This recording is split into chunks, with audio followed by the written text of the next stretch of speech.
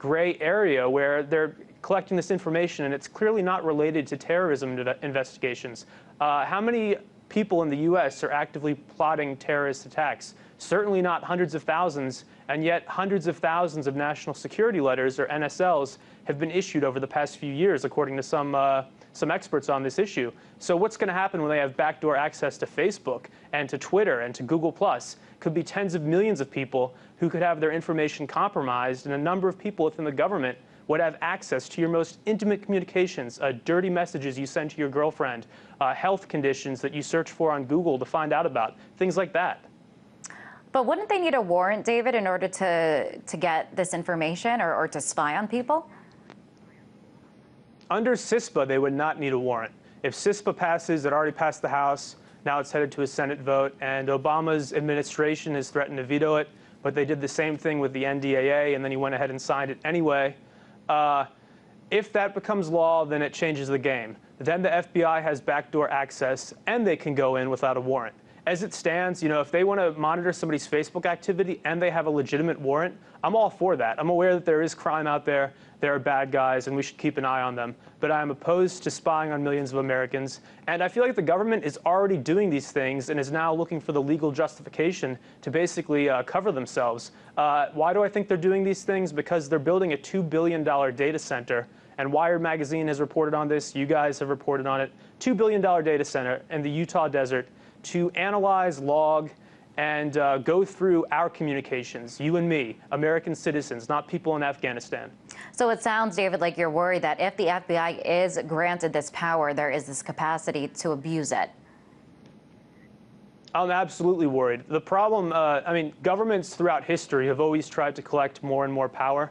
That's really just the nature of things. And you even accept a certain level of corruption, right? Because that's what governments do, is they gain more power and more resources over time. The problem is, for the first time in human history, we actually have technology at a level, and this is just over the past few years, we have technology at a level where it's cheap enough and easy enough for governments to actually monitor and analyze everything we do, online and offline, with closed cameras.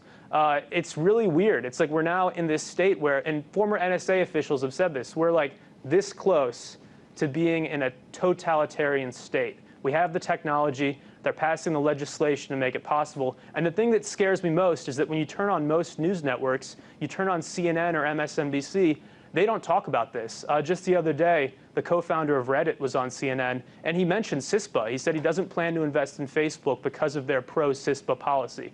And the anchor was just like a deer in headlights, right? She didn't want to address it. None of the other people on the panel wanted to address it, and so they just move on. And it's the same thing when Ron Paul is talking and they're covering one of his campaign speeches. He talks about CISPA. He talks about NDAA. He talks about warrantless wiretapping of American citizens, and then they just cut away. And they're like, that was Ron Paul, everyone. And they don't actually put these things into context, and these are huge issues. So that's what scares me. I know something's going on because it's not being covered in the news.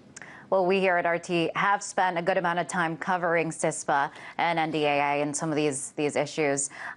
David, this plan would require big companies, Google and Facebook, for example, to alter their code so the FBI can wiretap their sites.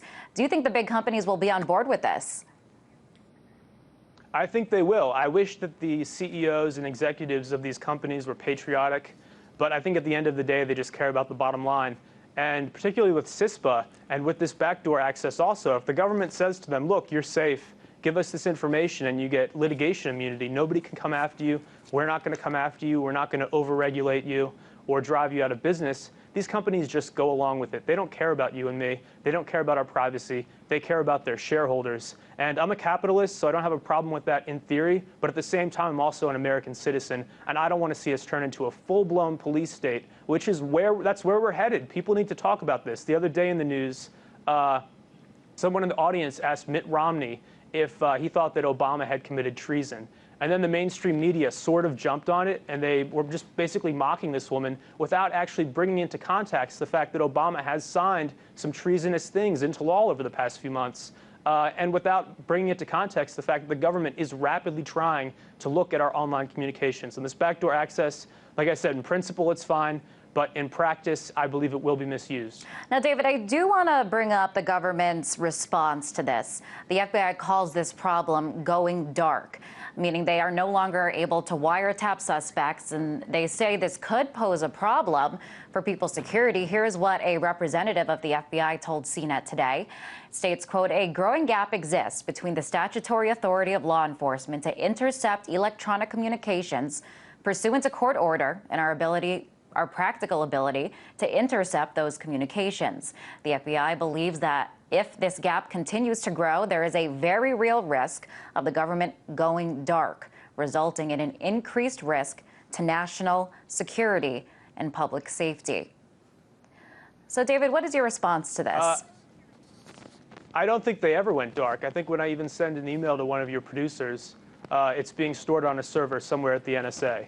I'm like,